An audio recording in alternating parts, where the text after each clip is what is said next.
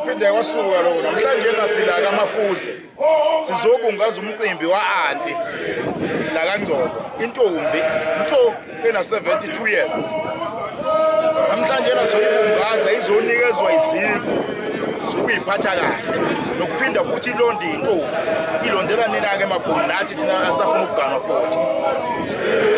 Njengamanje ngithi sesibuye samukele kakhulu abantwana besikole sala kaMafuze sebesamukele bathi sisekhaya njengamanje. Siyabonga.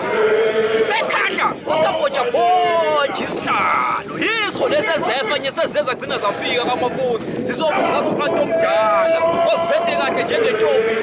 No, umshefona somagali basho umfazi wendi ihlahla somdlebe esingadlalwa zinyoni phela wenyoni manje. Kala siyagudla umngeni. Ngiyakuzwa la. Yimi awuzangibiza ukuthi usengaziyo madoda. Kuwa kuyakuzwa mina. Ingasombe ukuthi uNtombi ihambe esokweni. Uma ngcela ibele ntombi bethe yafana uNtombi ziyamala ngoba udlala isikole. Ikhona ke la sigodini sakaMafunze samukelekile sisuka nje la manje siyoshela siyobona intombi siyabona. Amen.